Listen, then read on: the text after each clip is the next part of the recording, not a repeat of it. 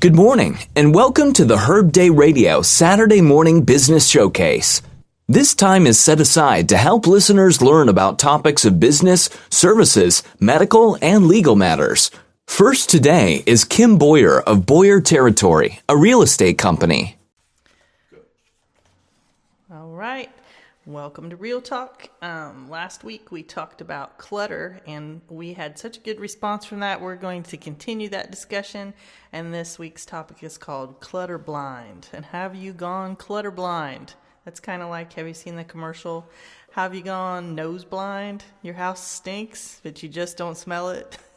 Maybe your house is so cluttered and you just don't realize it is because you're just running in and out, living your daily life, and maybe one of your friends comes to visit that hasn't seen you for a while, and they're like, what has happened? What has gone on in your house? So I'm going to read some stats for you, and they're very, very interesting. And these are still excerpts from Terry Savelle Foy's book called Declutter Your Way to Success. And I thought it was funny. There's a quote in the book by Pablo Picasso. It said, "Only put off until tomorrow what you're willing to die having left undone." How scary is that? So, clean your room. So we're going to read some statistics. And many of us realize that we have too much stuff, but we tend to think of it only if we had more space, we could get better organized. You know, how many times have you said that? You know, my first house I lived in was a single wide trailer. My second house I lived in was a double wide trailer as an adult that I owned myself. And then we built a house. So with each house, they got a little bit bigger. And at one point, my sister-in-law said, "Isn't that big house so much easier to keep clean?" I'm like, no, it's not. Of course, you might be able to hide some things, but it's not easier to keep cleaner. There's just more services to keep cleaner. But so that's not necessarily true. Just getting organized can help you a lot. According to the National Soap and Detergent Association, yes, there is such a thing, Terry says, statistics prove that 80% of household clutter is the result of disorganization and not a lack of space. So I'm going to start you out with these statistics, and these are obtained from Joshua Becker at Becoming Minimalist, and it proves our need to purge our possessions just a little bit. So there are 300,000 items in the average American home, but the average size of the American home has nearly tripled in size over the past 50 years. And yet, 1 out of every 10 Americans rent off-site storage units to house their extra possessions. It's very, very common. You see all kinds of self-storage units. There's a new one being built in New Vienna, if you've passed by that way, because people still have a need. And a lot of times, for short term, it's not bad. If you're moving and you need a place to store stuff, but then it seems to just turn into more and more and more and more. And sometimes people forget they even have that stuff. Maybe they'll quit paying on it, and then that stuff goes to someone else. But it's kind of a waste of money for long term. Next one is the average 10-year-old owns 238 toys, but only plays with 12 daily. That's right. That is true. And I've heard lots of moms, when my kids were younger, this used to be a big topic of conversation. And I had one mom friend who would just put part of the toys away. She would hide them from her kids, and then in a few months she would put the toys away that they had out now and get out the other toys, and it was like brand new toys. You know, because they didn't get bored with them, and there weren't too many to play with. And you know, every kid probably has their favorite toy.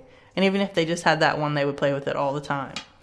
The average American family spends $1,700 on clothes annually, but throws away 65 pounds of clothes annually. Wow. I don't. I just keep them. I keep stacking them in the closet, and then I just think, I'll wear that again someday. I'll wear it again. But I purged my closet this year, and I got rid of about 10 bags of stuff that I had not used. One thing I noticed is my clothes shrink in the closet. Do you keep them too long? Yeah. It's a shrinking machine. I guess so. Either that or there's some, insect that just kind of sucks the fabric out of it. The opposite of the silkworm. Yeah. Remember when you were little and you'd see a silkworm crawling and your mom would tell you were going to get some new clothes? That little worm was just measuring you. Yeah. That's what my family told me. Yeah.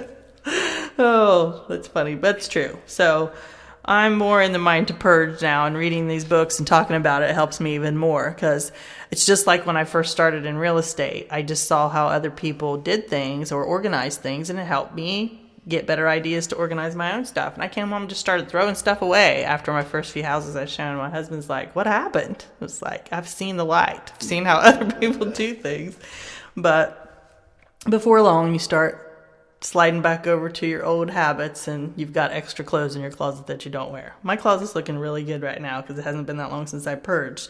So I'm trying to keep in mind, if you haven't worn it for a while, you should probably get rid of it. And I think they mentioned that in here. It says nearly half of American households don't save any money, but they spend more money on shoes, jewelry, and watches. About $100 billion. And that's more than on higher education. So we just waste money because probably we're not keeping track of it. We're just spending it as fast as we can make it. And that's not really being good stewards with our money. It says American homes have more television sets than people, and the TV is turned on for more than a third of the day. 8 hours and 14 minutes of every day. Most people are on. Now, I could probably get by with not watching TV at all, but I've put my phone in the place of it. I watch a lot of YouTube or videos on Facebook. Now, howbeit, they're Joel Osteen or Joyce Myers or my real estate coach. So a lot of them are learning or feeding my soul, but it's still in front of a tube, whether it's your phone or not. We call it the tube. Sure. But it's showing my age. It's the boob tube. So, but sometimes we just have to get away from our phones or away from the TV or away from our computers and get up and walk around or go for a walk or something to kind of, get rid of the brain fog that sets in, because you're not very productive anyway. Even if you spend a whole lot of time in front of your computer, if you don't take a break, your brain gets tired and you're not doing as well as if you took a little break. All right, speaking of breaks, we're going to take a break right now. We'll be right back. Hi, this is Kim Boyer from Boyer Territory, and I'd like to tell you about something that we're sponsoring. We're sponsoring stockings for veterans. We're going to do about 30 stockings for veterans that are in local nursing homes, and the items that, if you're interested in donating or if you'd like to help out with that, we're going to be doing things like toothbrushes and toothpaste, hard candies, chapsticks, fleece throws, greeting cards, travel size shampoos, conditioners, things like that. If you'd like to help out with that, give us a call at 937-393-9270. And we love our veterans, and we want to make sure they have a Merry Christmas. All right, we're back, and we're talking about declutter your way to success, and I am reading some statistics that have to do with clutter and organization. The next statistic says shopping malls outnumber high schools, and 93% of teenage girls rank shopping as their favorite pastime. That's true, and I even have a lot of friends my age who use that as therapy. We got to have some shopping therapy, which really... shopping is the point, but if you go with your girlfriends and you go out to eat and you spend time, it's about people. But whatever your pastime is, could be that. So I don't particularly like shopping. In fact, I dislike it, and I get sick at my stomach when I go. And my old pastor, Sister Looney in Wilmington, she said, honey, that's from flipping tags. It gives you that like motion sickness from flipping them tags. And it's like, okay, maybe. Whatever, I just don't like it. I think it might be the money that goes flying out of my wallet. But it's necessary sometimes, but not my favorite pastime. The next one says, women will spend more than 8 years of their life shopping. That may be true. I would like to see the men's statistic on that. How many times? But the women are probably shopping for the men as well, because they shop for lots of things that are needed in the household. It's not just for them. So I got to defend the women. Americans spend $1.2 trillion annually on non-essential goods. In other words, items that they do not need. This is another reason to get away from the television. because even if you're not hungry, when that Big Mac comes up on the screen, I love a Big Mac. Do you know that it has like 58 total fat grams or something? Enough for a whole day. Do you know that I never thought of one until you just now mentioned it? I'm hungry too. Thank you very much. I might have 2 cheeseburgers instead of a Big Mac. It doesn't look as bad. And then you're full and you're done. Just don't get the fries. Get a salad. That helps. Do they make a salad out of fries?